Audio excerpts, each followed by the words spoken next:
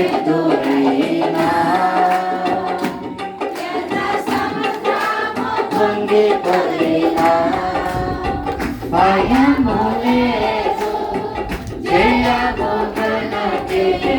భయము లేదు, జయము మనకే. విజయ గీతము పాడెదము, విజయ గీతము పాడెదము. హోసన్నా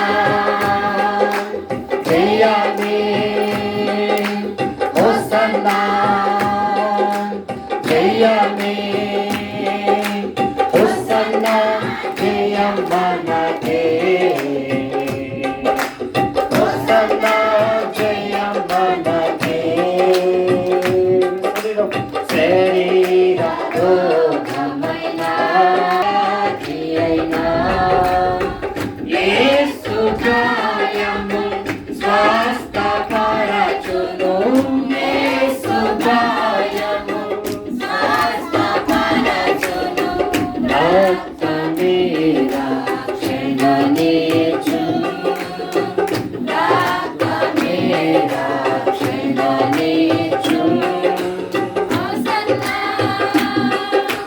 జయమే, హోసన్నా జయమే, హోసన్నా జయం మనకే. హోసన్నా జయం మనకే. చివరోచనము హల్లెలూయా స్తుతి మహిమా ఎల్లప్పుడూ. హల్లెలూయా స్తుతి మహిమా, హల్లెలూయా స్తుతి మహిమా ఎల్లప్పుడూ. హల్లెలూయా స్తుతి మహిమా. యేసు రాజు మనకు ప్రభువై, యేసు రాజు మనకు ప్రభువై త్వరగా వచ్చుచుండే, త్వరగా వచ్చుచుండే. హోసన్నా జయమే, హోసన్నా జయమే, హోసన్నా జయం మనకే. హోసన్నా జయం మనకే. దేవుని స్తోత్రం, దేవుని స్తోత్రం. దయగలిగిన ఆయన స్తోత్రాలు చెల్లిస్తున్నా. గడిచిన రోజులన్నీ మీ కృపలో కాపాడి ఆరోగ్యం ఇచ్చి ఆయుష్ని పొడిగించిన ఆయన ఈ యొక్క సాయంకాల వేళలో ప్రభు మీ యొక్క పాద సన్నిధిలో ప్రార్థించే గొప్ప సమయం మాకు ఇచ్చిన స్తోత్రములు.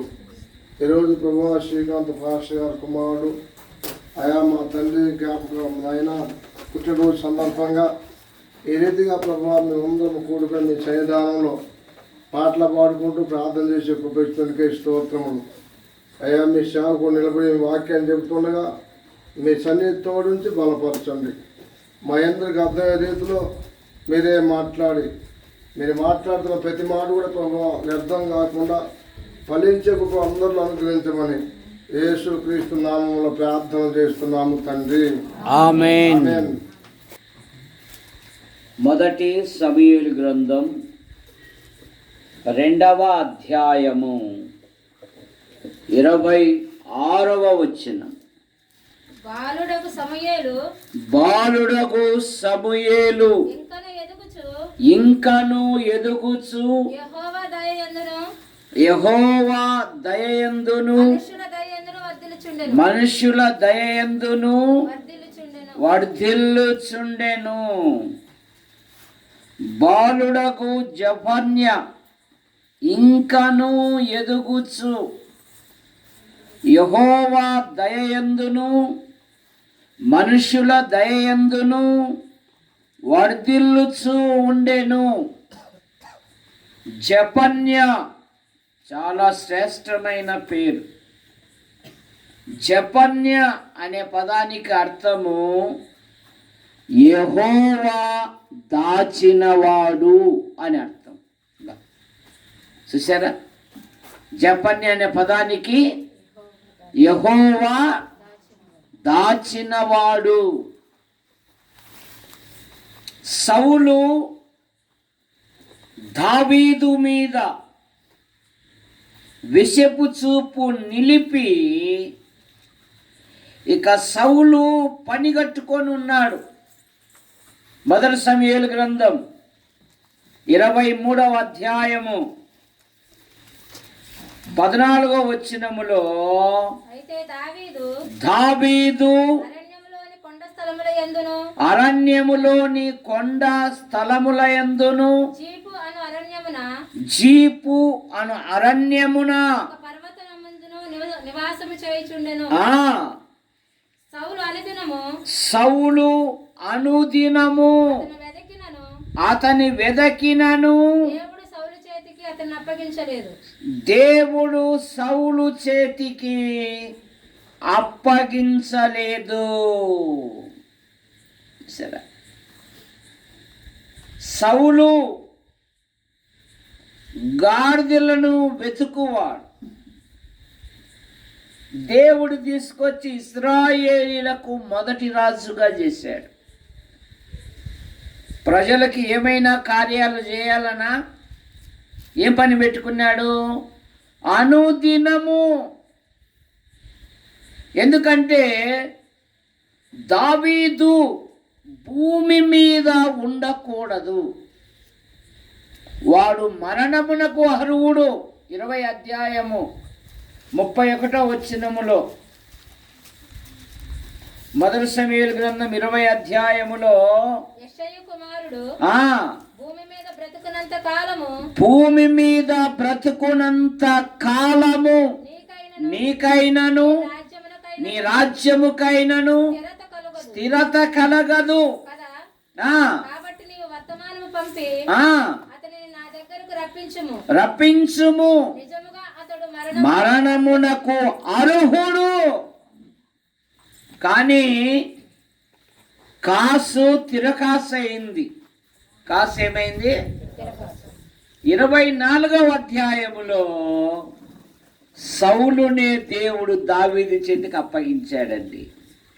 కానీ దావీదు అంటాడు, అతడు దేవుని వలన అభిషేకించబడిన వాడు, నేను అతన్ని ముట్టను అంటాడు. 24వ అధ్యాయం 10వ వచనం, ఆలోచించుము యెహోవా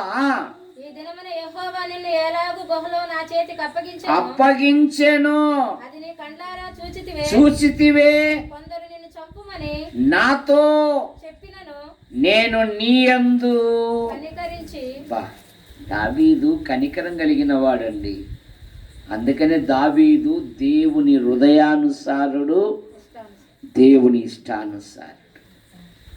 జపన్య అనగా యెహోవా దాచినవాడు.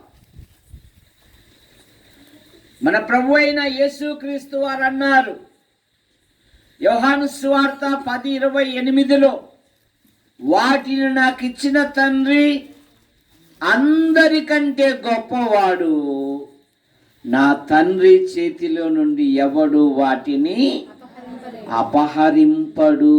ఎంత భద్రత అండి, దేవుని భద్రత. యూదా పత్రికలో ఏముందంటే మొదటి వచనములో యేసుక్రీస్తునందు భద్రము చేయబడిన వారం మనం. కనుక జపన్య జీవితములో గత సంవత్సరాలన్నీ దేవుడు కాపాడి మరో నూతన సంవత్సరాన్ని, భవిష్యత్తును బహుమానంగా ఇచ్చిన ప్రభును స్తుతించాలని ఉద్దేశముతో ఈ కూడికని ఏర్పాటు చేశారు. పాత నిబంధనలో దేవుని స్తుతించుటలో రాజైన దావీదు ప్రథమ వ్యక్తిగా కనపడతాడు. నూతన నిబంధనలో దేవుని స్తుతించుటలో భక్త పౌలు ప్రథమ వ్యక్తిగా కనపడతాడు. అందుకే 103వ కీర్తన మొదటి వచనములో, నా ప్రాణమా యెహోవాను సన్నుతించుము, నా అంతరంగమున సమస్తమా ఆయన పరిశుద్ధ నామమును సన్నుతించుము. నా ప్రాణమా యెహోవాను సన్నుతించుము. ఆయన చేసిన ఉపకారములలో. సరే అయ్యా వెంకటరత్నం, దావీదు ఆవుల కాపరా బర్రెల కాపరా? ఖచ్చితంగా చెప్పు నువ్వు. దావీదు గొర్రెల కాపరి. గొర్రెల కాపరిని దేవుడు తీసుకొచ్చి ఎక్కడ కూర్చోబెట్టాడు? సింహాసనం మీద కూర్చోబెడితే అతుక్కుపోలే. ఇందాక జరగంటే జరక్కోకుండా అట్లాగే అతుక్కుపోయారు మీరు కదా. దావీదు అలా అతుక్కుపోలే. ఎప్పుడైతే సింహాసనం మీద కూర్చోబెట్టాడో 2 సమూయేలు గ్రంథం 7:18 దావీదు రాజు లోపల ప్రవేశించి ఇలాగూ మనవి చేసెను, నా ప్రభువా, యెహోవా, ఇంతగా నీవు నన్ను హెచ్చించుటకు ఎంతటి వాడును, నా కుటుంబము ఏ పాటిది? ఈ దినాలలో ఏమీ కలగనప్పుడు, అయ్యా శ్రీకాంత్ మమ్మల్ని మర్చిపోతున్నావు, ఈ మధ్య ప్రార్థనే చేయడంలే, అయినా నీకు ధనమున్న వాళ్ళ మీదలే మనసు, మా ఓటు వాళ్ళ మీద ఏముంటుంది మనసు? సరే దేవా దేవా దీవించు దీవించు దీవించు అంటే దీవించేశాడు. ఒక స్థాయికి వచ్చేకల్లే మానవుడు కాస్త గూడు అంటే ఇల్లయ్యా వెంకటరత్నం, కాస్త కూడు అంటే బువా, కాస్త సంగటి, కాస్త గుడ్డ దొరికేకల్లే దేవుణ్ణి మర్చిపోతున్నారంట. హోషేయ గ్రంథం 13వ అధ్యాయం 6వ వచనం. తరువాత వారికి మేత దొరకగా వారు తిని తృప్తి పొంది గర్వించి, ఆదివారం ఏమమ్మా ఆరాధన రాలేదు, నువ్వేం లేయ్యా ఈడ బాగా తిని గుర్రాయి మాదిరి ఉండావు, మా వాళ్ళు ఈడ తిని బాగా తిని గుర్రాయి మాదిరి ఉండావు, ఒక అడిగి వచ్చే మందిరంలోకి ఒక అడిగి వచ్చే ఇంటిలోకి. మేము అంటే ఎవరి కోసం వస్తున్నావు నువ్వు? నా కోసమా దేవుని కోసమా? అందుకని అది కూడా పగిలింది. చూస్తారా, ఎవరి కోసం రావాలా? ప్రభును స్తుతించుటకు రావాలి, ప్రభును గణపరిచేకి రావాలి. మనము 3 కరోనాలను జయించాం. ఎన్ని కరోనాలను? 3 కరోనాలను జయించాం మనం. ఈరోజు మన తోటి వారిని జ్ఞాపకం చేసుకో. ఎందరో ఈ లోకాన్ని విడిచిపోయారు. ఎన్నిక లేని మనలను తన రెక్కల కింద ఉంచుకొని ఆహారము, ఆరోగ్యము, సంచరించు ప్రతి ప్రదేశాలలో తన కృపాక్షేమాలు ఉంచిన ప్రభును మనము స్తుతించాలి. బాలుడకు సమూయేలు ఇంకను ఎదుగుచు యెహోవా దయయందును మనుషుల దయయందును వర్ధిల్లుచు ఉండెను. సమూయేల్ అనే పదానికి అర్థము అడగబడినవాడు అని అర్థం. ఆ మధ్య నెల్లూరు జిల్లాకు సువార్తకు పోయిన చెట్టు పేరు సత్యమ్మ తల్లి అంట. చెట్టు పేరు సత్యమ్మ తల్లి. నీ పేరు ఏం పేరు రా అన్న? పెంటయ్యా అంటున్నాడు. ఎందుకు నా పేరు పెట్టారన్న?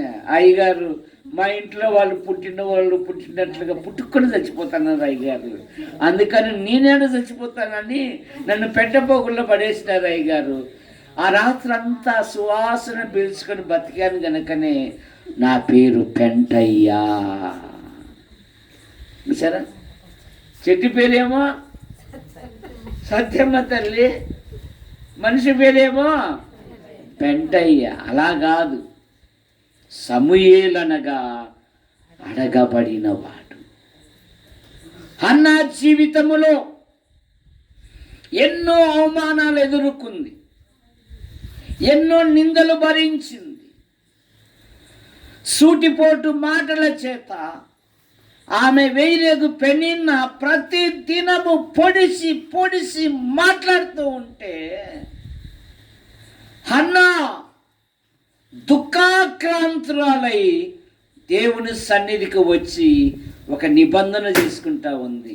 మొదటి సమూయేలు గ్రంథం 1వ అధ్యాయము 19వ వచనము.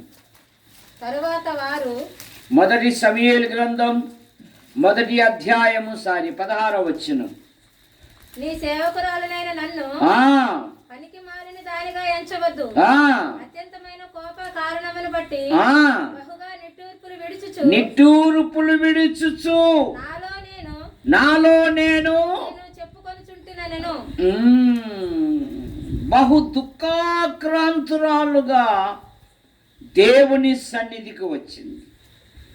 సమస్యలు పరిష్కరించబడాలి అంటే ఎక్కడికెక్కడికో వెళ్ళకూడదు, దేవుని సన్నిధికి రావాలి.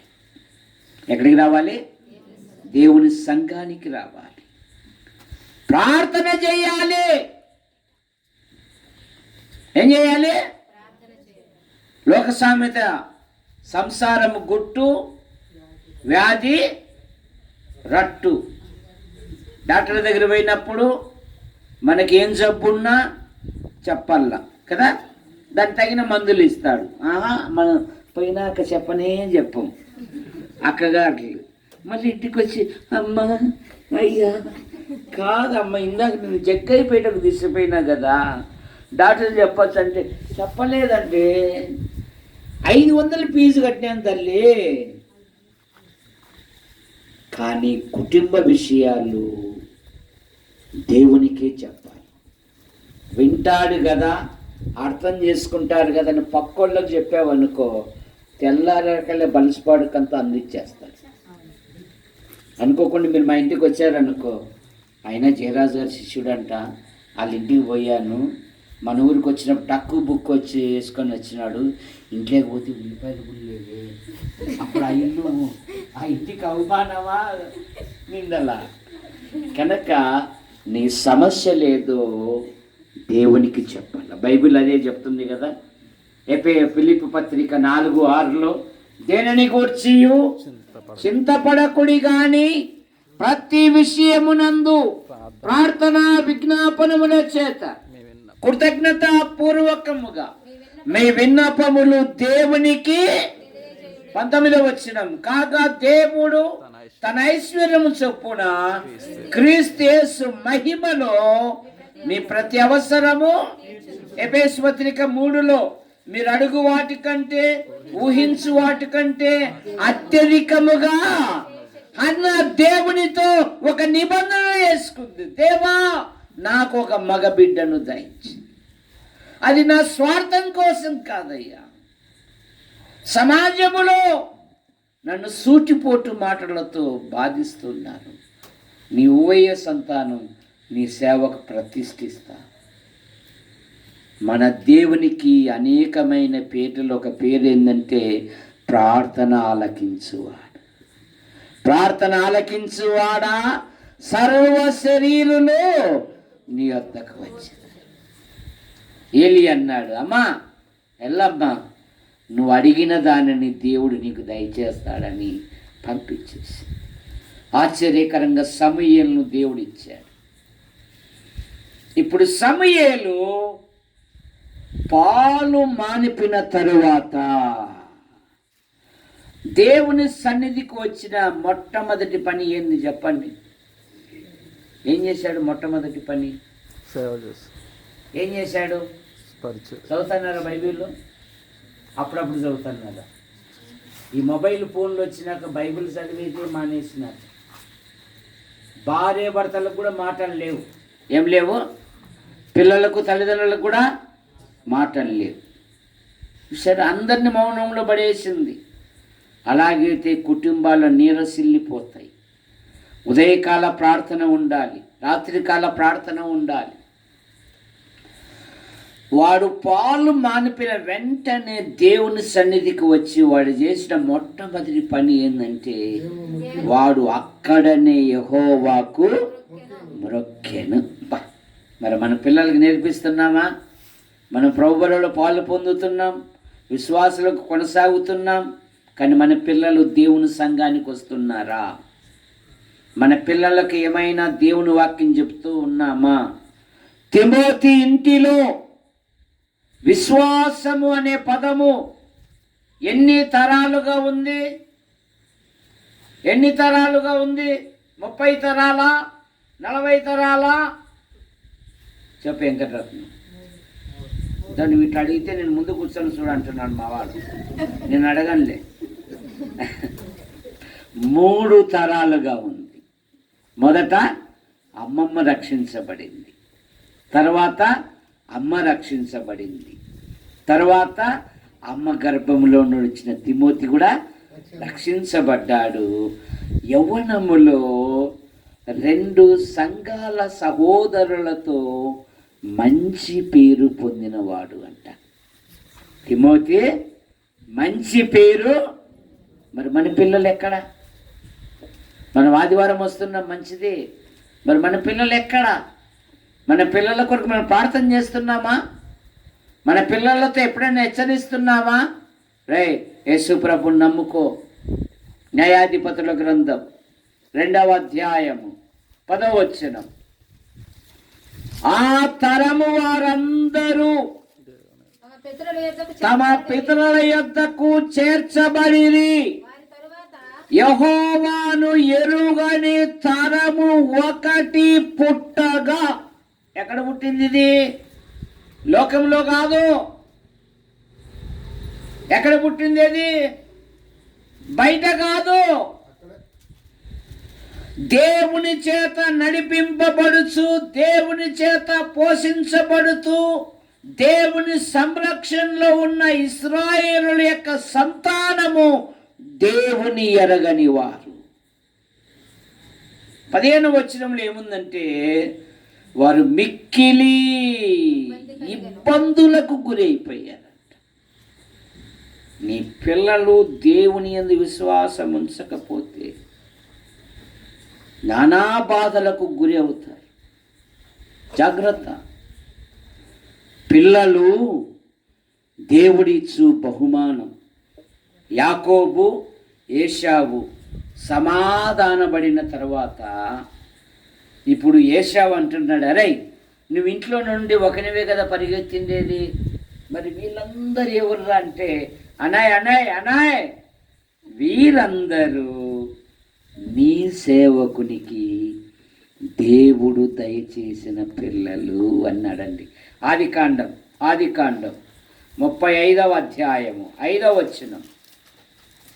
35:5. నాకు పశువులు అమ్మా అదేనా? వారు ప్రయాణమైపోవునప్పుడు దేవుని భయము వారి చుట్టూన్న పట్టణము మీద. అయ్యో యేసు ప్రభు. 35వ అధ్యాయము 5వ వచనం అదేనా? నీ కటాక్షము నా యందు కలుగునట్లుగా నా ప్రభువునకి ఇది తెలియజేయ పంపితునని నీ సేవకుడైన యాకోబు అనెను. చెప్పుడని వారికి ఆజ్ఞాపించెను. ఆ దూతలు యాకోబు వద్దకు తిరిగి వచ్చి, నేను వస్తాదట్టుకోమ్మా. ఏశావు అడుగుతున్నాడు. 33:5 చదవండి ఒకేలా. 33:5 కానీ. ఏశావు కన్నులెత్తి చూసి, వీరు నీకేమి కావాలి అడిగినందుకు అతడు, వీరిని దేవుడు నీ సేవకుడికి దయచేసిన. బా, ఈ పిల్లలు నాకు దేవుడు ఇచ్చాడని అనగలమా మనము? ఈ పిల్లలు దైవ మార్గంలో ఉన్నారండి. చాలు. నా స్థానంలో నా పిల్లలు ఉన్నారండి. నేను ప్రభు దగ్గర పోయినా కూడా నాకు భయం లేదండి. నా వంశము దేవుని సంఘములో ఉందండి. మన మనసంతా పోతుంది. ఆడు కూడా పోతున్నాడు. అవసరమా మనకు? మన మనసంతా ఎదుటోళ్ళ వ్యాధి మీద, మన పిల్లల మీద ఏది? మన పిల్లల మీద మనసేది? చాలా నష్టపోతాం. అందుకే యేసు ప్రభు శిలువ మోస్తున్నప్పుడు ఆ యెరూషలేము తల్లులు ఏడుస్తూ ఉంటే, అమ్మా మరి ఎప్పుడన్నా ఏడ్చావా నువ్వు? మీకోసము మీ పిల్లల కోసము ఏడవడి.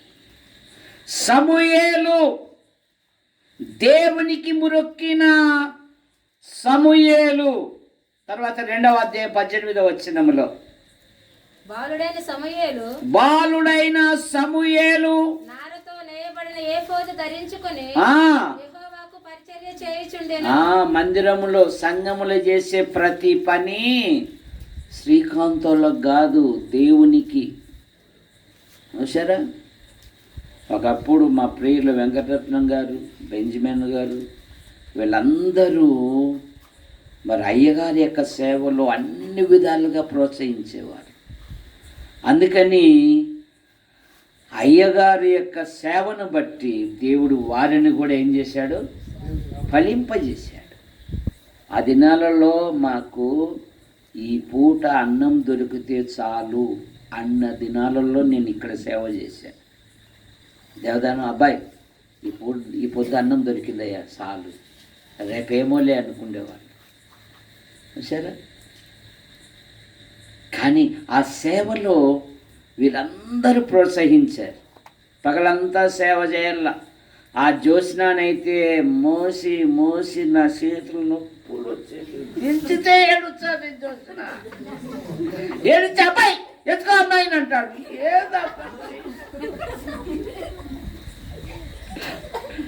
ఈ పక్క నల్లగా అయిపోయింది శరీరం. ఎత్తుకో అంటాడు. అసలు దించితే చాలు బ్యాడ్ అంటాడు. తండ్రికి కుమారుడు ఎలాగో సేవ చేశానో అలాగ సేవ చేశాను నేను. లోపల ఏ చెడు ఆలోచన లేకుండా. అందుకని దేవుడు అనేక స్థలాలలో వాడుకుంటున్నాడు. నువ్వు దేవుని సన్నిధిలో నువ్వు పరిచర్య చేయి, దేవుడు ఆశీర్వదిస్తాడు. సమూయేలు ఏపోదు ధరించుకొని యెహోవాకు మనం అట్లా కాదు, మొక్కేనా అయిపోయిందిలే మొదటి మాట.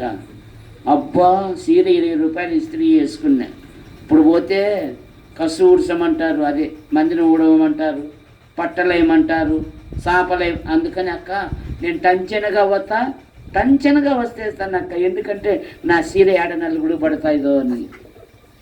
దీవెనలు ఎలాగొస్తాయి? ఆశీర్వాదాలు ఎలాగొస్తాయి? దేవుని సన్నిధిలో పరిచర్య చేయి. ఇదే సమూయేలును గురించి సౌలు పనివాడు సాక్ష్యం ఇస్తున్నాడు. ఈ పట్టణములో ఒక దైవజనుడు ఉన్నాడు, అతడు చెప్పు మాటలలో ఏదియో తప్పిపోలేదు. కారణమేమి? దేవుని సన్నిధిలో ఉండి ఎదుగుతూ ఉన్నాడు సమూయేలు. మూడవ మాట 21వ వచనము 2:21.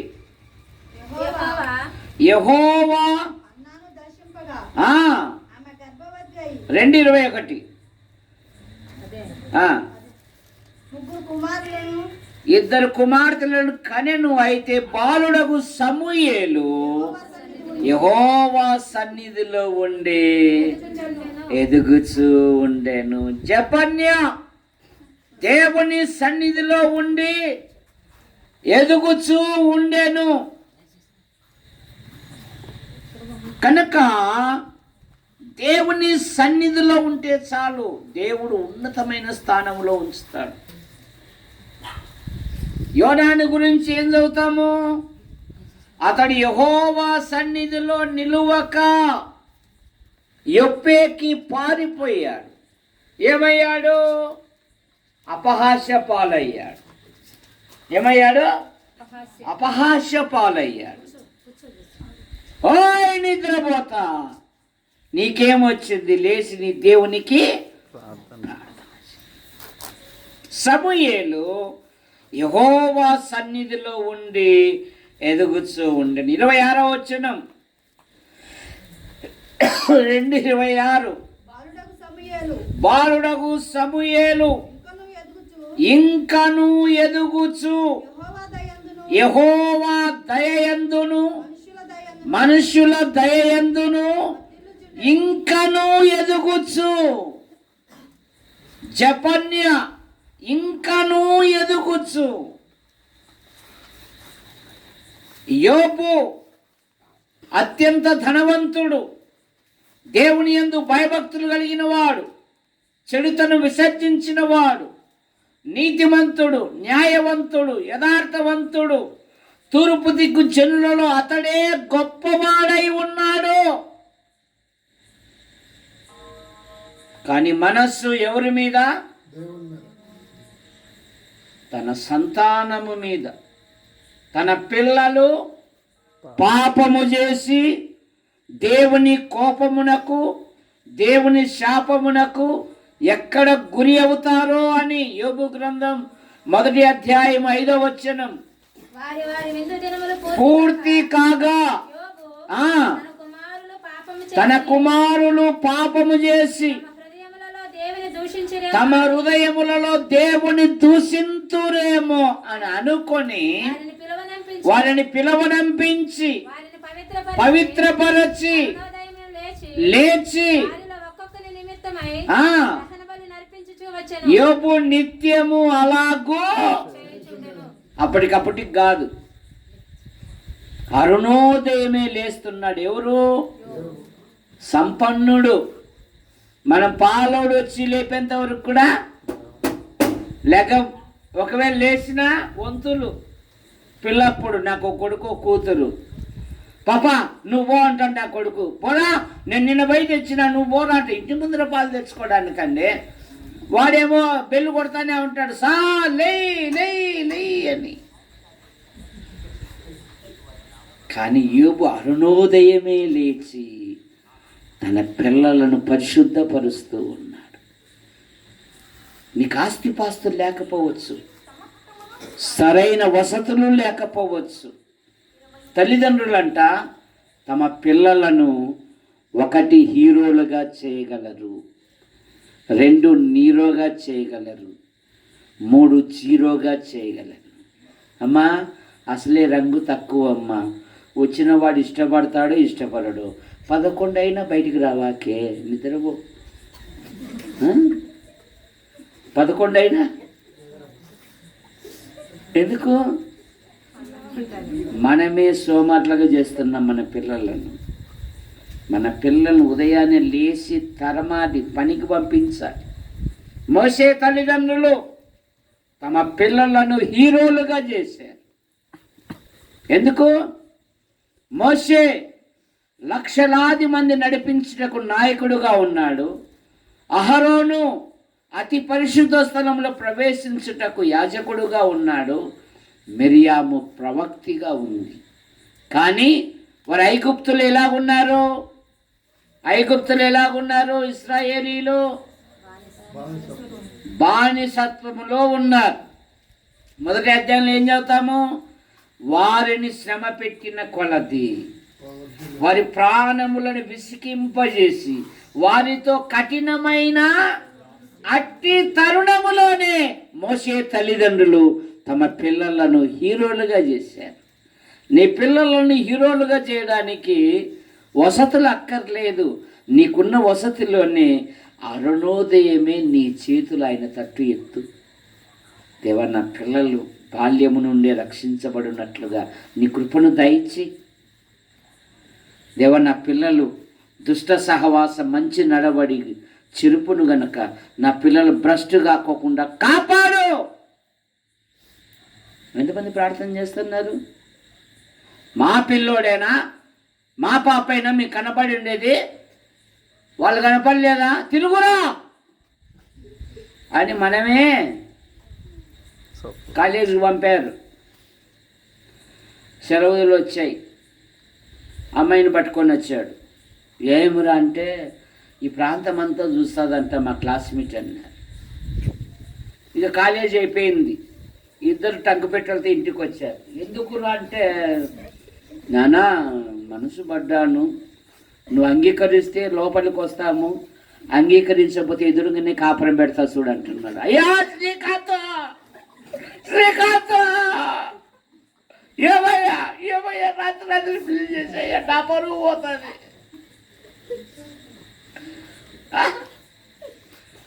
కారణమేమి? మన పిల్లలను పట్టించుకోకుండా ఇతరుల పిల్లలను పట్టించుకుంటున్నాం. అవసరమా? మన పిల్లల కొరకు మనం ప్రార్థన చేస్తాం. అవ్వ ఏమనింది?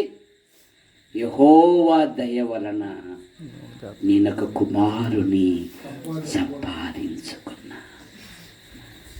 ఈ పిల్లలు దేవుడు నాకు ఇచ్చిన పిల్లలండి. అవ్వ ఎంత శ్రేష్టమైన మాట అంటుంది చూడండి. యెహోవా దయ వలన నేనొక కుమారుని. పందికి పుడతాయి 10 పిల్లలు, ఏం లాభం? ముస్లిం సాయిబు మా యొక్క హుసేన్ గారు చూసిన అంటే రాయి తీసుకుని ఉతికి పడేస్తాడు, దాన్ని పత్తరు తీసుకోబే అంటాడు. ఏం లాభం? మన పిల్లలు అమూల్యమైన వాళ్ళు. మన పిల్లల కొరకు ప్రార్థన చేయి, దేవుడు ఆశ్చర్యకార్యాలు జరిగిస్తాడు. మా జపన్య ఇంతసేపు అయితే ఎట్లా తాత, నేను మళ్ళా కేక్ కోయాల కదా, నువ్వు తొందరగా ఆమెనంటున్నాడు. 6వ మాట, మొదటి సమయాల గ్రంథం 3:10. దేవుని పిలుపును పొందుకున్న సమూయేలు సమూయేలు అని పిలవగా చిత్తం నీ దాసుడు. మన పిల్లలు దేవుని స్వరాన్ని వింటున్నారా? మన పిల్లలు దేవుని స్వరానికి లోబడుతున్నారా? మన పిల్లలు దైవ గ్రంథము, యవన పిల్లలు, సలహాపేదు కుమార్తెలు. ఎంతమంది సలహాపేదుకు? నాకు 5 మంది తండ్రి వంశం నిలబెట్టిన కుమార్తెలు వాళ్ళు. సంఖ్యాకాండం 32వ అధ్యాయంలో ఇప్పుడు చదవాల్సిన పని లేదులే, తీరిగ్గా ఉన్నప్పుడు చదువుకోండి. వాళ్ళు మోషే దగ్గరికి వచ్చి, అంకుల్ మా ఇంట్లో కుమార్తెలు ఉన్నంత మాత్రాన ఇశ్రాయేలు వంశములో మా వంశము సమస్య పోనేలా, మా నాన్న రక్తం పంచుకొని పుట్టాం కదా అన్నప్పుడు దేవుడు అంటున్నాడు, సలహాపేదు కుమార్తెలు చెప్పినది యుక్తము అంటాడు. సలహాపేదు కుమార్తెలు తండ్రి వంశము నిలబెట్టిన కుమార్తెలు. కాలేబు కుమార్తె తండ్రి మాటకు విధేయత చూపిన కుమార్తె. యెఫ్తా కుమార్తె తండ్రి మాట నెరవేర్చిన కుమార్తె. కానీ దీనా సహోదరుల మధ్య ముద్దుల గారాబాల పట్టిక దీన. ఆ దేశపు కన్యకలను చూడడానికి వెళ్ళి కుటుంబానికి నింద తీసుకొని వచ్చింది. జాగ్రత్త, యవన పిల్లలు యవన ప్రాయములోనే యేసు ప్రభునకు లోబడితే ఇశ్రాయేలు దేశపు చిన్నది ఒక అన్యును దేవుని యొద్దకు నడిపించింది. తర్వాత ఆఖరి మాట 99వ కీర్తన 6వ వచనములో, ఆయన నామమును బట్టి ప్రార్థన చేయు వారిలో సమూయేలు ఉండెను. కనుక సమూయేలు అనగా అడగబడినవాడు. సమూయేలు దేవునికి మొక్కి అడగబడినవాడు. సమూయేలు ప్రతిష్ఠించబడిన సమూయేలు. సమూయేలు దేవుని సన్నిధిలో ఉండి ఎదిగిన సమూయేలు. సమూయేలు దేవునికి పరిచర్య చేసిన సమూయేలు. సమూయేలు దేవుని సన్నిధిలో ఉండి ఎదిగిన సమూయేలు. సమూయేలు దేవుని దయందును మనుషుల దయందును వర్ధిల్లుచున్న సమూయేలు. సమూయేలు దేవుని పిలుపును, దేవుడి పిలిచినప్పుడు చిత్తం ప్రభు అన్నాడు. సమూయేలు పెద్దవాడు కాగా దేవుడు తోడుగా ఉన్నాడు. సమూయేలును గురించి ఆయన నామములో ప్రార్థన చేయు వారిలో సమూయేలు ఒకడు. ఇక సౌలు పనివాడు అంటున్నాడు, ఈ పట్టణములో ఒక దైవజనుడు ఉన్నాడు, అతడు బహు ఘనుడు. అయ్యా ప్రార్థన. ప్రేమించిన మా తండ్రి, మీ నామాన్ని బట్టి మీకు స్తోత్రములు చెల్లిస్తున్నాం. మీ నామములో యేసు ప్రభువా, మా ప్రియులు పెద్దలు జయరాజ్ అంకులు గారు మీ వద్దకు చేర్చబడ్డారు. మంచి పోరాటము పోరాడి తిని నా పరువు తుదముట్టించి తిని రాయలసీమ ప్రాంతము నుండి ప్రాంతానికి వచ్చి ఇక్కడ అనేకులను వెలిగించి అనేకులను ఒక సాక్షిగా నిలబెట్టిన దైవజనుడు. అక్కను బట్టి మీకు స్తోత్రములు. అక్కకు మంచి ఆదరణ, ఆరోగ్యమును దయచేయండి. పెద్ద కుమార్తె ఆమె భర్తను దీవించండి. ఇదిగో వారు హైదరాబాద్లో ఆయనకుంటున్న విల్సన్కుంటున్న ప్రతి బలహీనత మీరు ముట్టి స్వస్థపరచండి. జ్యోతమ్మను దీవించండి. శ్రీకాంత్, జోష్న వారు బహుమానం ఇచ్చిన పిల్లలను బట్టి మీకు స్తోత్రం. జపన్య జీవితములో గత సంవత్సరాలన్నీ మీరు కాపాడి మరో నూతన సంవత్సరాన్ని భవిష్యత్తును బహుమానంగా ఇచ్చారు. మీకు స్తోత్రం. ఇది మొదలుకొని నేను మిమ్మల్ని ఆశీర్వదించుతున్నాను. యోబును మొదట ఆశీర్వదించిన దానికంటే రెండింతలు అధికముగా ఇచ్చాను. మీకు దీవెన కలగజేసేదను అన్నా. జపన్య జీవితములో మీ దయందును మనుషుల దయందును వయసులో జ్ఞానములు విద్యలో ఎదుగుటకు సహాయం చేయండి. ఇక్కడ వచ్చిన ప్రతి కుటుంబాన్ని బట్టి ముగిస్తోంది. వారి కుటుంబాలు ఉంటున్న ప్రతి అక్కను కూడా తీర్చండి. 3వ నెల 31 రాత్రి ఈ విధంగా గడుపుటకు సహాయం చేస్తారు. మీకు స్తోత్రములు. 4వ నెల మొదటి దినం 5ట ఉన్నది. 4వ నెలలో నూతన స్థలాలు, ప్రదేశాలు, ప్రాంతాలలో మీ కుమారుడిని ప్రకటించినట్లుగా మీ కృపను దయచేయమని, బలస్పాడు సంఘమును స్థానిక సంఘాలను బలపరచమని యేసు ప్రభు నామములో ప్రార్థిస్తున్నాం తండ్రి. ఆమేన్. తండ్రి, కుమార, పరిశుద్ధాత్మ దేవుడు ఆయన నమ్మిన పిల్లలకు మనకు సదాకాలము తోడుగా ఉండి నడిపించునుగాక. మీ ఫోన్లలో యూట్యూబ్